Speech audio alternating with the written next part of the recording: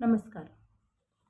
आंतरराष्ट्रीय पातळीवर पर्यावरण संरक्षण तसेच समाजसेवेचे कार्य करीत असलेल्या आंतरराष्ट्रीय पर्यावरण मित्र बहुउद्देशीय संस्था भारत संघटनेच्या 7व्या वर्धापन दिनानिमित्त तसेच या संस्थेचे संस्थापक आंतरराष्ट्रीय अध्यक्ष श्री देवा तांबे सर यांच्या 5 जून 2025 रोजी 32व्या वाढदिवसानिमित्त आयोजित राष्ट्रीय पातळीवर महाकाव्य स्पर्धेत दिलेल्या झाड बोलते आहे मला वाचवा या विषयाला अनुसरून मी सुरेखा चिखलकर, मुक्काम पोस्ट गोटखिंडी, जिल्हा सांगली वरील विषयावर माझी स्वरचित कविता आपल्यासमोर सादर करीत आहे.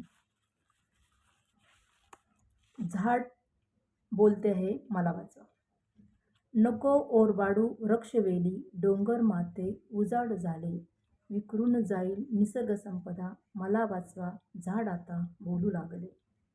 तुझ्या सुखसोयी पायी निसर्गचक्र तुटू लागले, जलसंधारण भूसंवर्धन धोक्यात, मला वाचवा झाड आता बोलू लागले.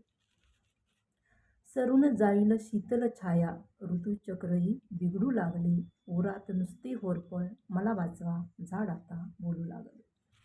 आरोग्याची होईल हानी, दुष्परिणाम झोंबू लागले, निसर्ग नाळ तुटू पाहते, मला वाचवा झाड आता बोलू लागले. जाणीव ठेव मनात ओली, भूगर्भ ते तहानलेले, नको सून कोरडं अंगण, मला वाचवा झाड आता बोलू लागले. दिसेल मी वळणावळणावर, ऊन सावली होऊन उभारलेले, हर अंश जपेल तुला, मला वाचवा झाड आता बोलू लागले. स्मरणार्थ जपुनी स्मृती, अनेक झाडे रुजू लागेल, मोहरून येईल माझा दरवळ, मला वाचवा झाड आता बोलू लागले.